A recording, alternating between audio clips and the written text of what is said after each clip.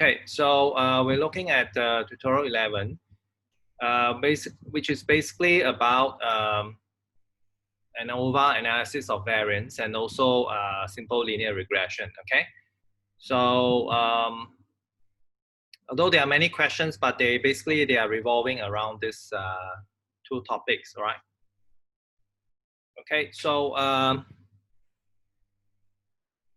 so I think the first thing is, do you know how to fill in an ANOVA table?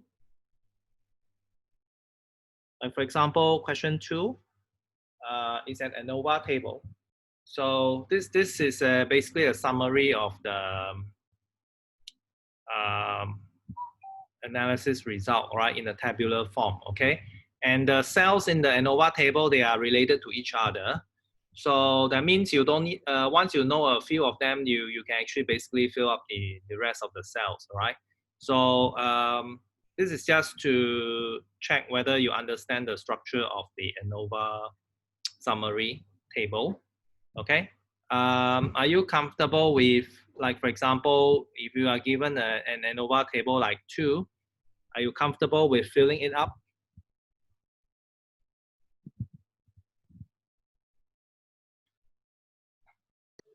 Yes, doctor. And anyone has difficulties with this part? So for example, over here in this table, right? If you look at question 2, so the total degrees of freedom is 12. Between is 2, all right? That means that you have got 3 groups, right? Because you have number of groups subtract 1, okay? So the within will be the difference between total and between, right? That will be 10, okay? So then you have sum of squares for within is 89.3677. So you have 10 degrees of freedom. So its mean square will be just you divide the sum square by the degree of freedom, okay? So you can work out the mean square to be 8.93, sorry, 8.93677, all right? Then the sum of squares for the between is basically, you have to do some simple algebra, right? So that value divided by 2 is equal to 19.28. So the sum of squares is equal to 19.2813 times 2, all right?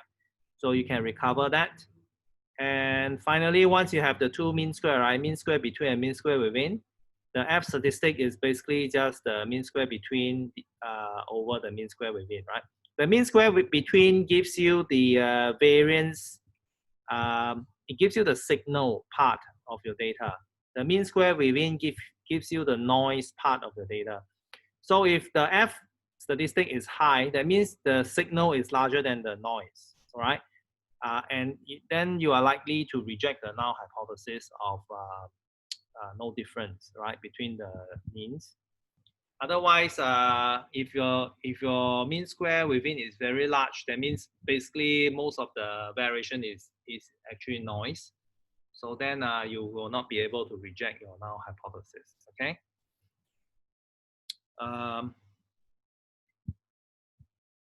I think 3 is also the same, huh? 3, 4, 5, and these are all similar kinds of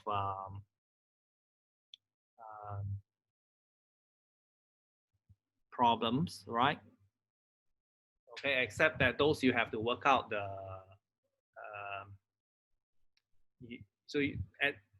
except that 4, 5, this kind of questions you have to construct the ANOVA table yourself, right? Whereas 3 is like you kind of like fill it up by noticing the information from the question. Okay. Are you okay with question 3? There are less cells there, but you can actually fill in the cells by using the information given. Is it okay, question 3?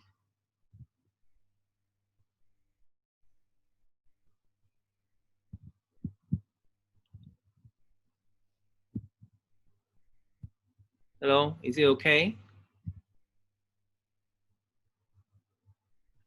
Yes, doctor.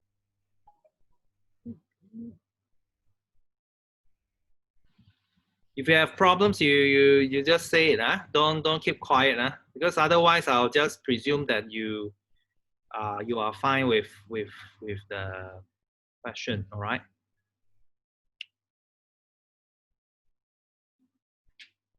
Okay. Now I know that a lot of you like to just plug in formulas and all that for ANOVA, but if you want to really understand the method, right, then maybe you have to do a little bit of thinking, right? Like for question one, actually, this is actually we don't actually do ANOVA for 2 samples, all right? For 2 samples, basically your t-test will be sufficient. Okay, we don't do ANOVA for 2 samples. So this is basically just a very toy example, all right? 2 examples, two populations, we just simply do t-test. Okay. Because your ANOVA is actually an extension of your t-test to more than 2 populations. Okay. So maybe I just roughly if you want to ask yourself whether you really understand ANOVA, then you have to ask yourself whether you can actually compute you can summarize the ANOVA table without actually referring to any formula. You can do that, then congratulations, you absolutely get the idea complete. But if you have to check every step, maybe you are just at a very plug-in level and you might not actually understand it very well. Okay. So let me see. Share this.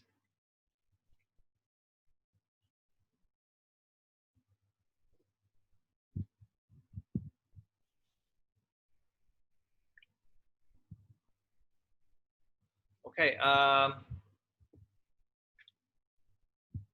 So let's say you have ANOVA, right?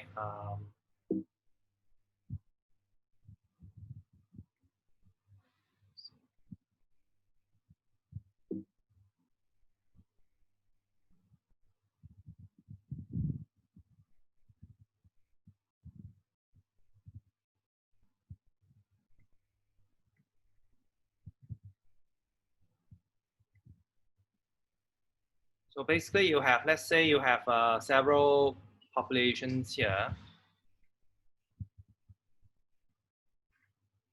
1, 2, 3. Let's say 3, right? So you have population 1, population 2, and population 3, right? So then basically you have some kind of response variable which you maybe take some measurements, like for example, you measure 5 here, 7 here, 8 here, 4 here, and so on. And this one you measure 3, 4, 1, whatever, right? So whatever measurements. Okay. So usually, then the question is, of course, from here you can find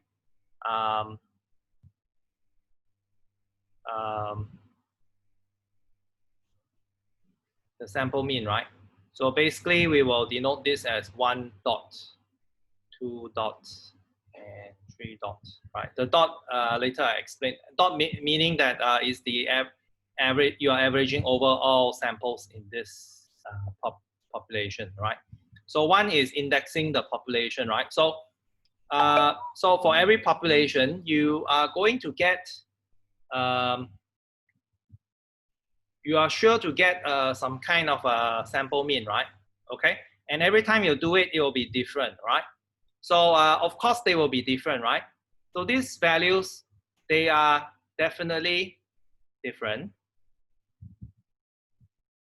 Okay, because you're taking a samples, right? Basically, you're taking samples. Okay, so of course the sample mean, even if the population mean are exactly the same, your sample mean will not be exactly the same because of sampling variation, right? Because you're not taking the entire population, you're just taking a random sample. So of course, every time you do it, it will be different, right? So this is not the main issue that they are different. The main issue is whether the difference, right, in the sample means can be explained by chance. Okay? If yes, then you don't reject, right? Right? If the variation is simply based on by chance, then there's nothing there. Okay, every time you see it, the variation there's some difference, but the difference is just because of sampling variation. So you can't say that there's actually any difference in the population mean. But if it cannot be explained by chance, then you will reject. Okay. And what do you mean by explained by chance? Explained by chance means that this p-value is larger than something that is, let's say, your alpha, and this is maybe so this is you don't reject, okay, something like this. All right. Okay, although you have to be careful that although this is like larger than or less than, but this is actually not mathematics, right? This is just actually a guide, okay? For example, if your alpha is 0.05, but you got a p-value that's 0.499, then you, of course, it's less than 0.05, right? But then you will not want to really be so certain that you are actually rejecting the null hypothesis, because the next time you do the experiment, it could just be slightly more than 0.05, okay? So there's this kind of uncertainty involved with borderline p-values, okay, which you have to be aware, right? But a lot of students, they are like very mechanical, and the moment they see that the p-value passes some threshold, then they make a strong claim, which you shouldn't actually do that, right?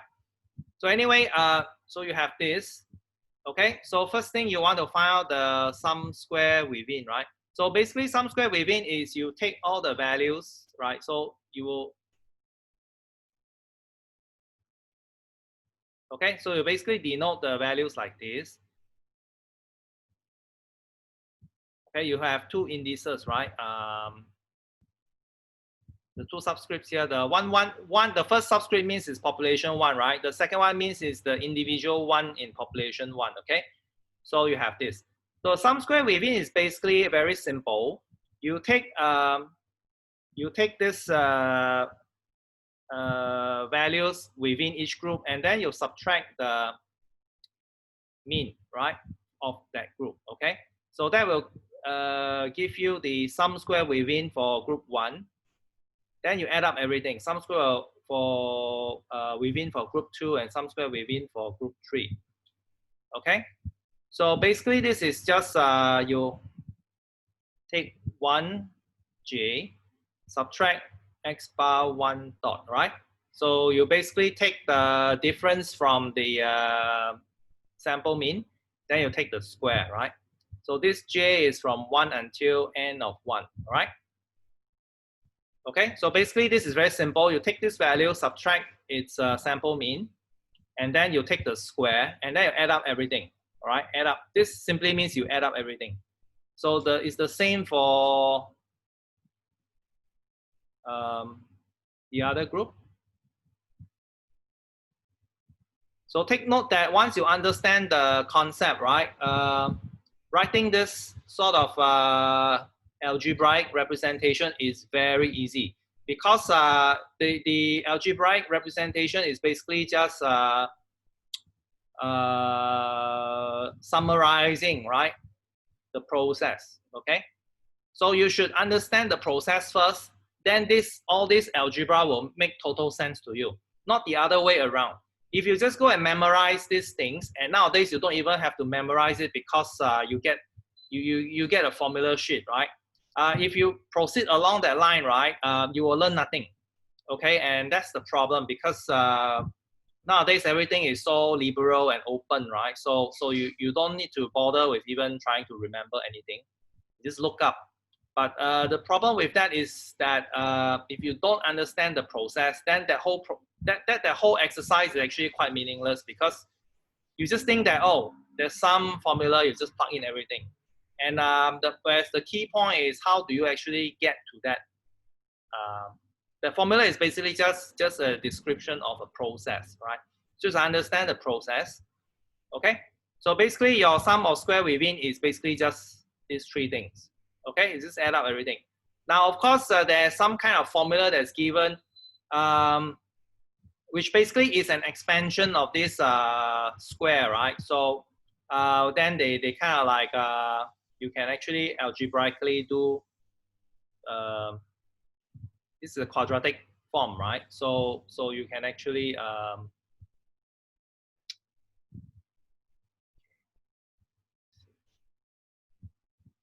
right,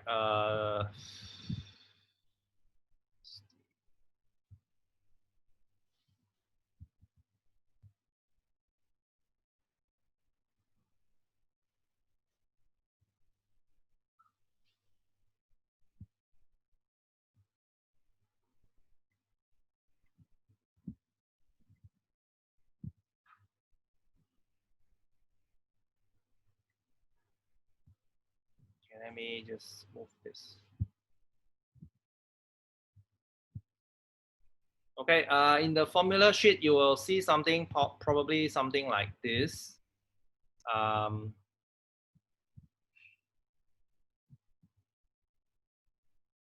So if you expand that, you basically get something like this, right?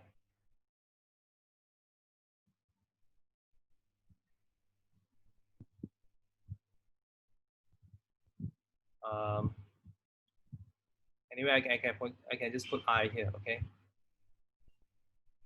All right, so then, okay, basically you have something like this, and when you do the algebra, right, you will get something like this, okay? So I leave it to you. To show this, okay? Right. So in the formula, it's even worse because you are given this. You're given this part, which is like basically it's already kind of like a processed formula, okay? Because then you from here you can't understand any process as well because this is only to facilitate computation. In the old days, right? People needed to do it more like by hand, so they come up with simplified versions, right? So that to make the calculation fast. But the problem with this kind of things is that people actually forget about the source, and then they go straight to this formula, all right? When they go straight to this formula, all the connection to the process is actually lost. And no wonder a lot of people study statistics and they don't understand anything of it because they basically, a lot of times, they just focus on the downstream part, right? Which basically already lost the connection. This is basically more for the computation rather than for the understanding. The understanding is actually this part here, okay? Which is actually a very nice, has a very nice interpretation, right? Because if all your values are very close to the sample mean, the sum of squares will be small, okay? Right?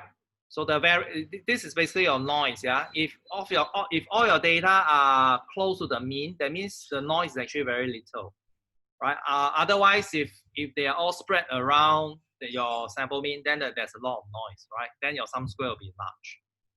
Okay. So once you handle this part, then the next part is to handle the sum square between. Okay. Let me just get this away.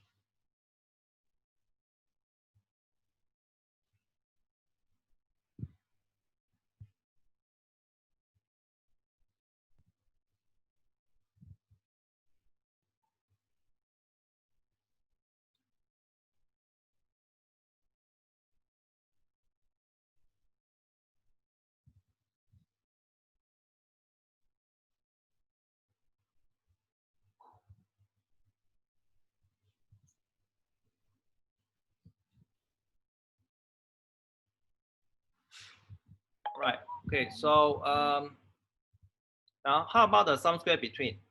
So then sum square between, you basically only have these 3 points to summarize your population, right?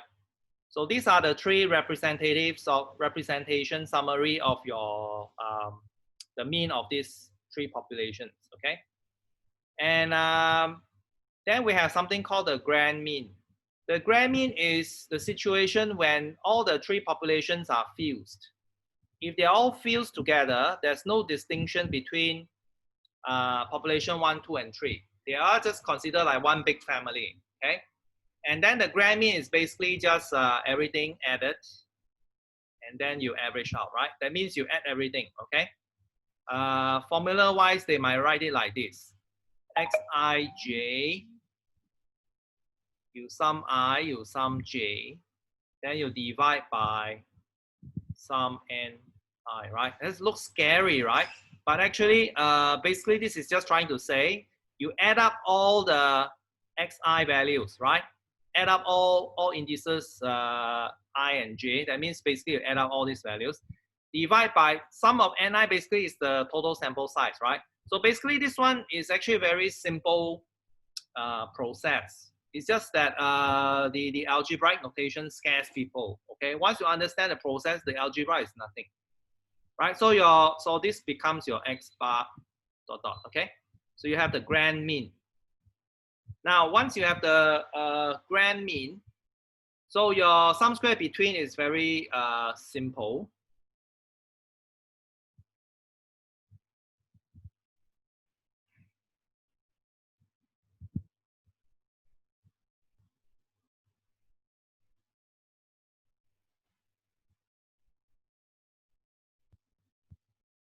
Your sum square between becomes like this.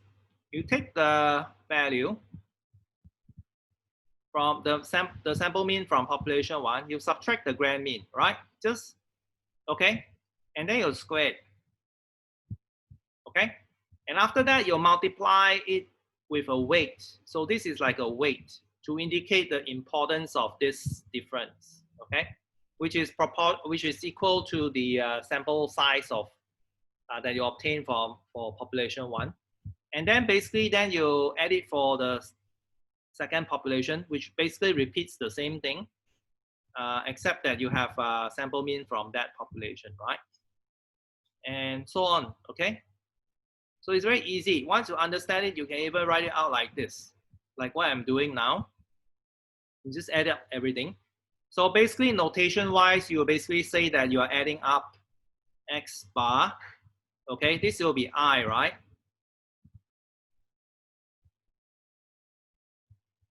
Okay, so basically you are saying that this part here, you are adding up all these parts, right? This one, this one, this one, right? You are adding up all of them with ni, okay? With the weight ni here, all right? So this becomes your sum square between. All right, it's easy. So now you know how to do your sum square within, sum square between. The rest are trivial because your degree of freedom and all that is easily obtained. Okay, so then you can fill up your ANOVA table. Right, so you don't need any, in fact, if you understand this, you don't even need any formula table to help you. You can just, because these are very basic quantities that you can calculate and do by hand, right? But of course, nowadays, you can just resort to the formula. So you can actually do that, but I hope this gives you some kind of understanding about what is going on, okay? Right, okay, so that is actually just a side thing to help you gain a better understanding of ANOVA from a process point of view, okay? And then another important quantity in ANOVA is the R square. So we have the, let me write it down, R square, which is basically equal to sum square between over sum square total, right? So the sum square total is basically the two components added together, okay? So this indicates what is the proportion of the signal, yeah? Right, so this part here represents your signal, okay? If your R square is high, that means the population mean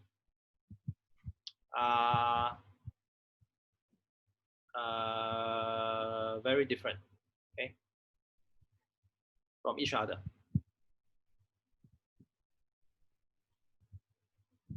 Okay, so this explains the amount of variation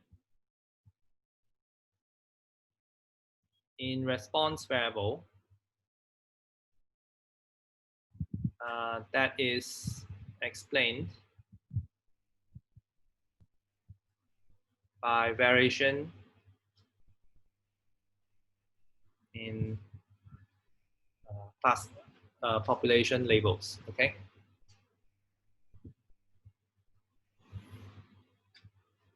So the R square is also one thing that can be computed from ANOVA. Okay. All right. Okay. So I think we are done with the part about ANOVA. So then we want to quickly go to regression.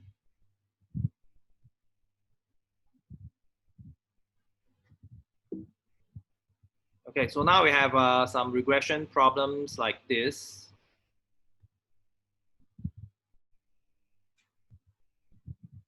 Okay, so any queries? Which one do you want to ask? Basically, it's just they're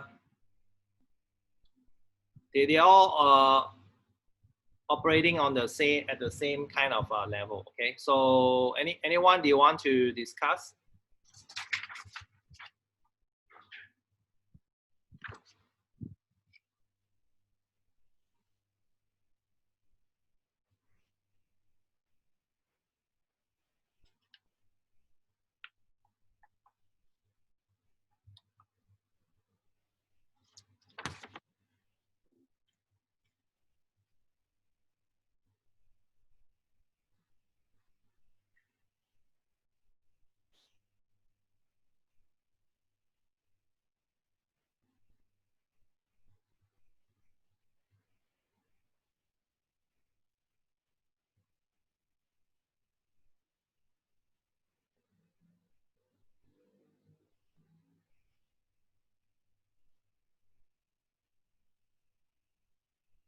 Anyone?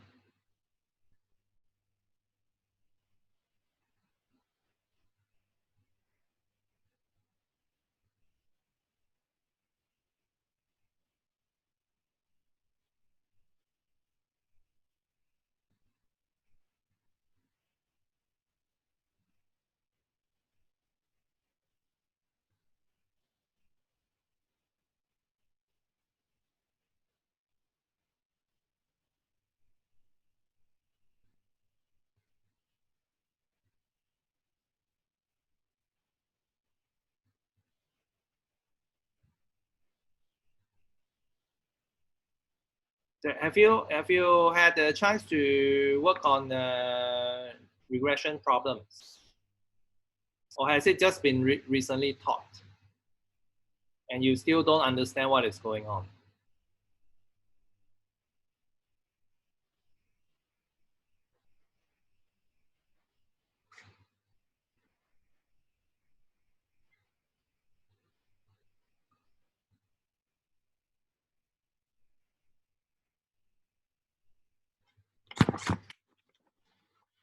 No comments.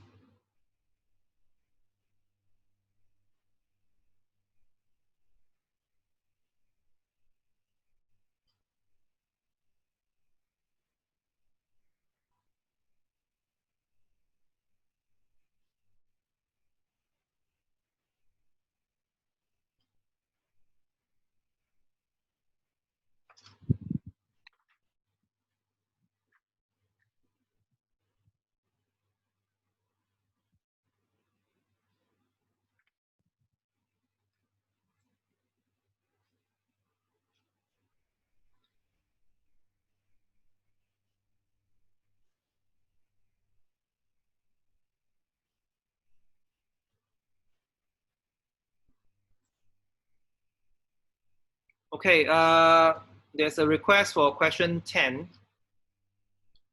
Now, usually when we do a regression problem, it is best to actually check the scatter plot first, right? To see whether the relationship between the two variables that you're looking at are actually whether a linear model is actually appropriate for your data, right? So don't just rush into linear regression for any problem that you see, right? So check the scatter plot first.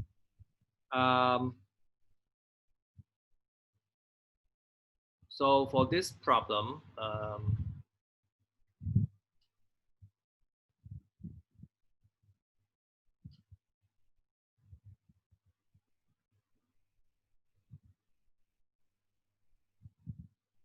okay, you have some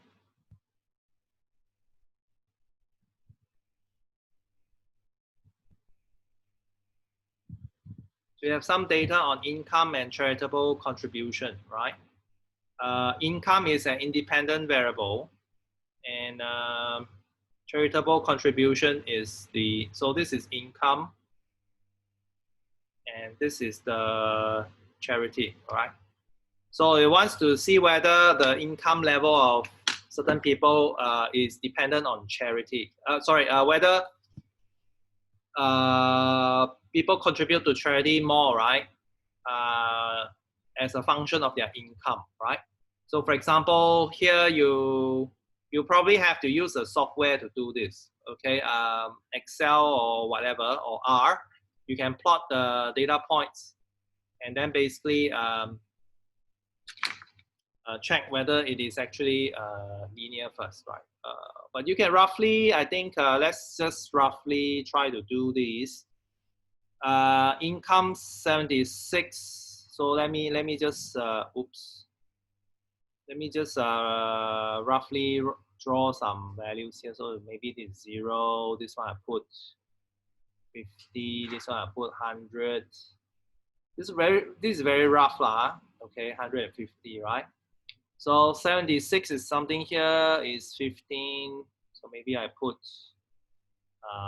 so this is 50, okay. And 57 is something here, 4 is here.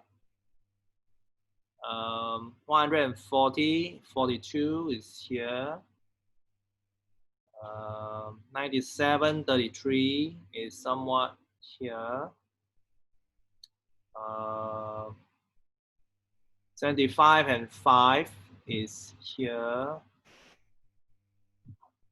107, 32, so it's something around here. 65, 10, something around here. 77, 18. 27 is somewhere around here. 102, 28, somewhere here. And 53, 4, so it's maybe here. Okay, so this part is not necessary, okay, because there's no data here. So it looks like very roughly your data may be linear, okay? It's very roughly, right? Okay, so it looks reasonable. So now let's see how to proceed, right? It says, what do you want?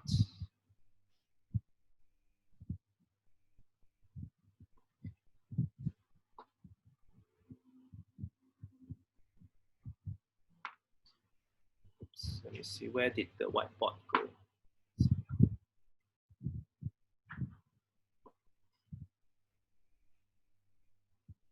It asks you compute the sum square of x, sum square of y, and the sum square of x, y, and the that is the product of x, y. Okay. So is that okay? Your sum square xx is basically you add up. You have your. This is the variance, right? So you have the observation, subtract the mean, you square them, and then you add up everything, right? So this one is, you have how many observations? 1, 2, 3, 4, 5, 6, 7, 8, 9, 10. That's 10. Okay, of course you can then Of course, if you use, if you do the algebra a bit, this becomes, I mean, you don't have to do this algebra, okay? I'm just showing you how the textbook actually gives you all this formula. So that's how you got your squared values. So this will be, so this part here, the mean is, so this is n times x bar, right? Okay, because your sum of xi is equal to x bar over n, right? Sorry, this is equal to x bar, right? So the sum is x bar times n.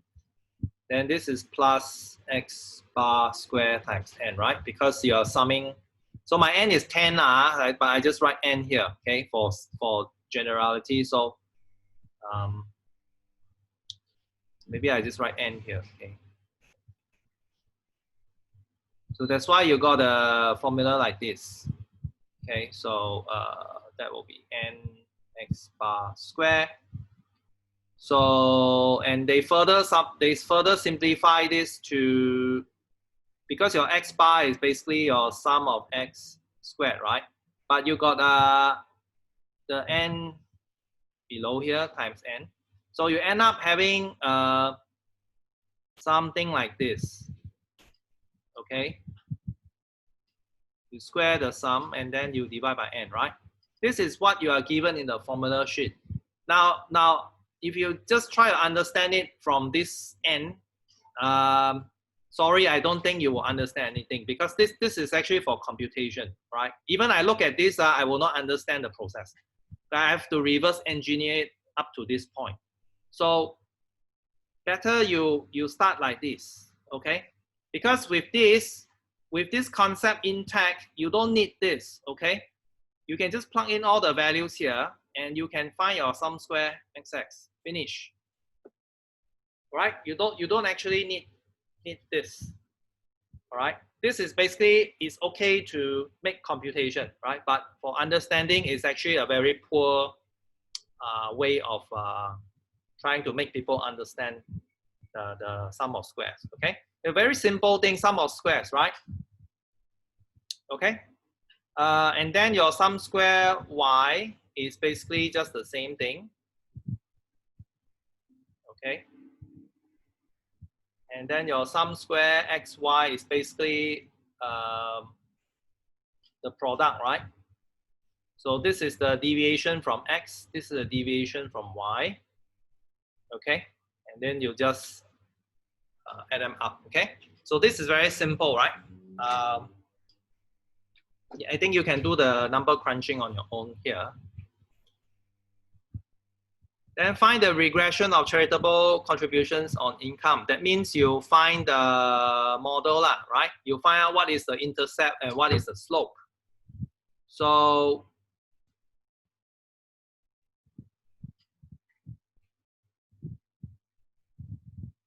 you want to find the intercept and the slope, right? So you want to find the estimate of A, which is the intercept estimate. And you want to find B hat, the slope estimate, right? Okay, you want to find these two things, okay? So first thing is, when you want to, and after that you will write the model, right? So your model is basically then y equals to A hat plus B hat x, right? So in this case, this is in mathematical form. In the context of the problem, it will be charity equals to this thing, okay? When you write out the model, write it like this, okay? Because this puts it in the context of the problem, right? This one is just a general form, okay, for calculation purpose, right? So we want to find out this thing, right? We want to find A and B. The trick is to find out the slope first, okay? Because your A hat is basically just equal to y bar minus B hat x bar. So once you know y bar and x bar, these are just a sample mean. then you know your B hat, then you will know your A hat, right? So you do this the last. And how do we get these estimates is actually, so I'm going to explain now. Okay, just erase this.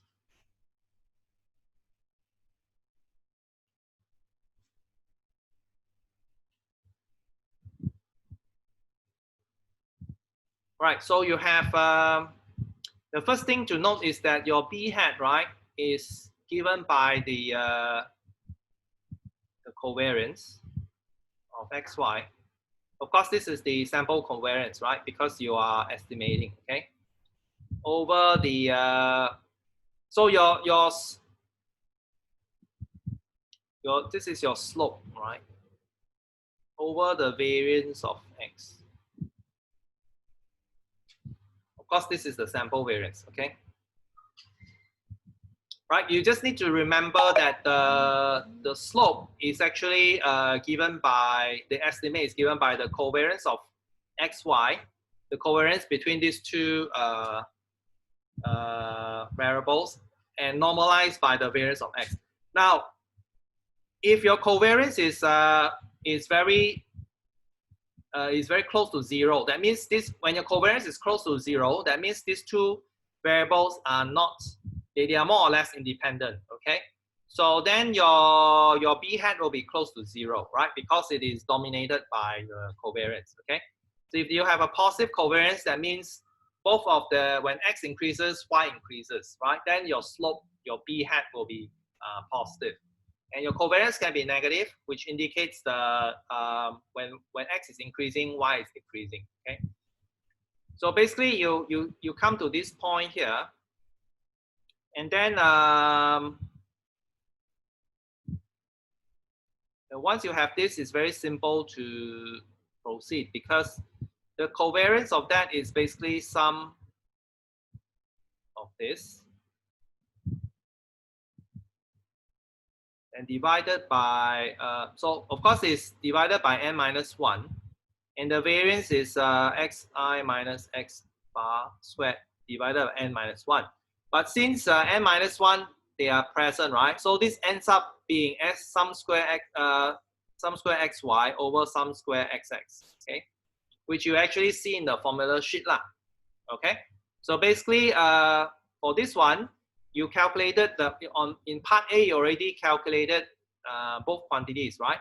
Part A calculated this, part B calculated this. You don't have to make this calculation all over again. Just simply use the values, take the ratio, and you are done already, right?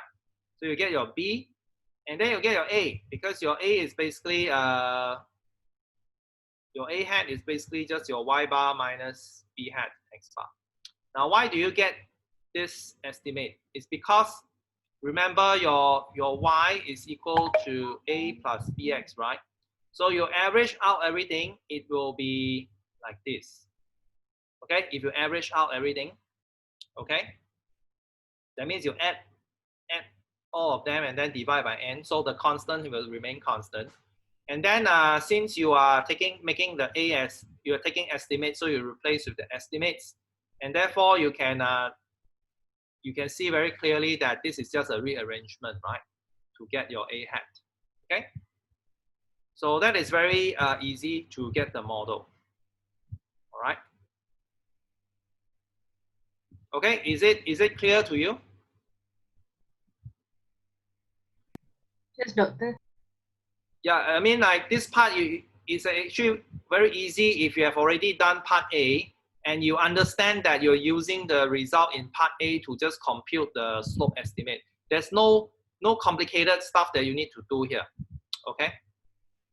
In fact, when you want to find regression models, right, the important quantities are your sum square xy, which is the covariance term, right? Okay, it's related to covariance, and then the two variances for x and y. Then with that, you understand the relationship between them, then you should be able to get through this very easily. Then it says, briefly explain the meaning of the values of A and B. Now, this is the part about parameter interpretation, right? Okay, I come to that part for the last part. It takes a bit of time. It says calculate R and R square and briefly explain what they mean. Your R is basically your correlation, all right? Okay. R is your, so this R is your sample correlation, which is basically the covariance divided, normalized by the standard deviation of X and standard deviation of Y, okay? It's very easy to remember. The covariance normalized by the standard deviation of X and standard deviation of Y. Of course, these are all using sample versions, okay? So here, I think your R will be somewhat on the positive side, okay? So if you have something 0.5 is moderately correlated, a 0.7 and all that, you can say is strongly correlated. 0.1 or 2 is weakly correlated, okay? So just like that.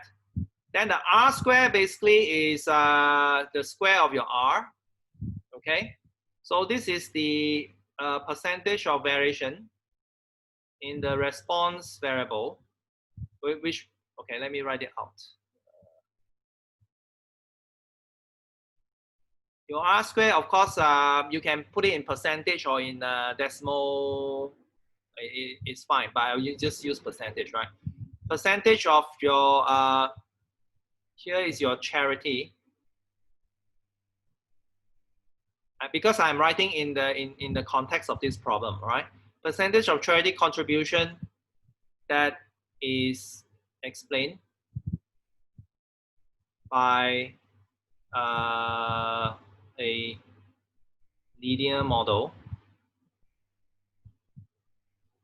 Percentage of variation, okay, in charity contribution that is explained by a linear model with income as predictor, okay?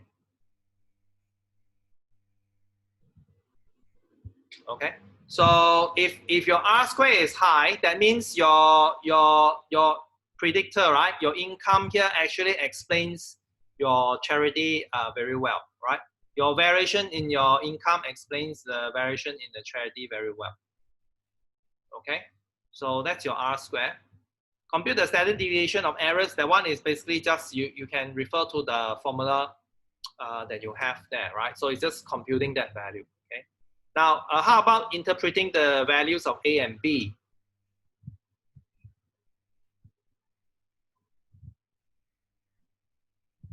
Okay.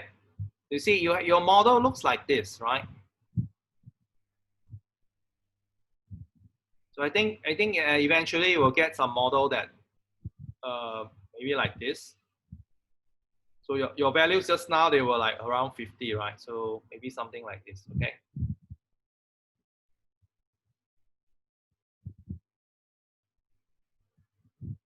Okay, so now your A, right, is basically this intercept, right?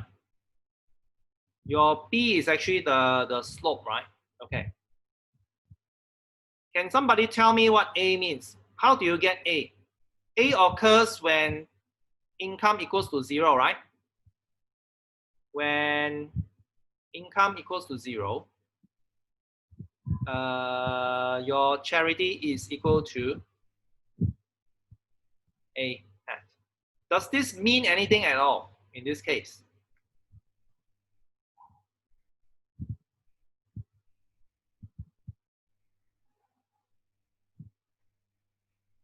Anyone? When somebody has no income, right? This person is still contributing to charity by this amount. Is it realistic? No. Okay, so you can say that A hat is basically the charity contribution made by a person who has 0 income. So it does not make sense, right? Has no meaning. So your A here has no meaning. This parameter has no meaning because when a person doesn't have income, right, you have no extra money to give for charity. You can't even look after yourself, right? So how do you give to charity? The charity is usually something that we feel we are able to give, right? But if you have no income, living is already a problem. So how to make charity, right? So actually this is also telling you something. Your linear regression model, right? It may only be valid up to certain range. All right, be very careful. Of course, when you estimate it, it will go all over outside the range of your observed values. These are observed values. But the validity of the model, right, may be only within certain interval. Like for example, over here, if you extend it all the way and you try to make some interpretation, it has no meaning, right? Because it's even worse if this one is your body weight. You can collect somebody's body weight and see whether they contribute to charity. You can also make a regression model like this. But of course, the regression line will have an intercept, right? And then that intercept has no meaning because if you use body weight, that means what? A charity contribution by someone who has body weight of 0. There's no such a person, right? Doesn't exist, right? So you have to be careful with interpretation. Sometimes your intercept may have no interpretation. Okay. Of course, over here you see your income up to a certain level, right? Then after that, okay, whether they contribute to charity or not, very hard to say. It could be up to this point and it stops already, because up to this point you may find that very rich people, some of them contribute nothing to charity. Okay, they are so stingy that they don't contribute anything. Money is everything for them. Then there are some like people like Bill Gates who contribute a lot of money. So then you see that up to certain income level, that there's a lot of variation. If the behavior of these people are very different from a linear model. Okay, so that's why linear models, you have to be careful to, let's say we try to be very cautious. We try to interpret it within the range of the observed data. Of course, you can push it a little bit to the left or right, but the more you push it to the left or right, the more unreliable it becomes. Okay. Then how about the slope? The slope basically is like this, right? Okay. So of course, if let's say this is some value, okay, let me move it to this is 50, right? Okay. And let's say this is let's say you can use a unit of tens or ones, doesn't matter. Let's say this is 60, right? Let's say this is 60. So from 50 to 60, right? You increase from this to this. Okay? So your slope, right, is the amount of increase. So amount of change in charity for every unit increase in income. All right. Of course, here you can use every unit or every 10 unit. Okay. If every 10 unit, you will multiply the slope with 10. Right. If for every unit, you will just use the slope itself. Okay. So it will depend on context, right? Because sometimes your income, right, like going from 50 to 51, right? It's just 1 unit of increase. So that may be too very little, right? So sometimes you want to scale it up so that it has more impact. So I have to multiply it by a certain number. Let's say going for every increase in 10 units of income, then your slope will be correspondingly multiplied by that value. Okay. So that is actually the meaning of the slope, right? Okay. So basically, I think regression problems, they just revolve around these few things. And once you got a hang of this, you won't feel any difficulty with regression problems. In fact, you will like it because the procedure is clear and the interpretation is following some very standard lines. Okay, but you have to adapt it to the context. So then you need a bit of practice with some different questions, right?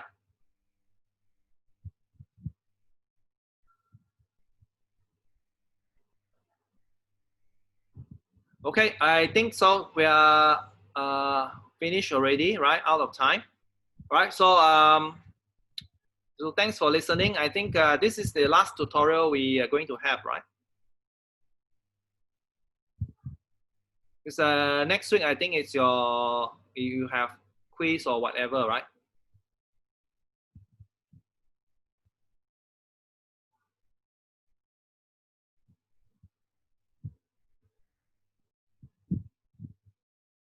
Okay, so that's fine. Okay, so good luck everyone.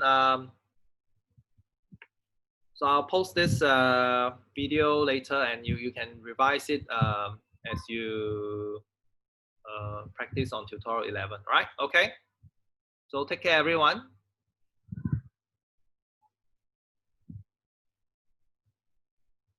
Sorry, I can't get to know all of you because of this situation, right? I would actually like to know more about everyone, but there's actually all this time pressure with e-learning, and it's hard, right? So maybe we'll see how things go. Okay. So good luck, everyone. Statistics is not hard. Is you learn it properly, it's actually very fun, right? But you have to learn it in the right way. Okay. The cookbook style is really you go by the cookbook style, you will feel like it's very dry. Okay. But otherwise, it can be very interesting because everything is linked together. Okay. All right. Okay. So I'm going to stop the recording now, and remember to sign in for your attendance. Okay. Right. Okay. Good luck and goodbye, everyone.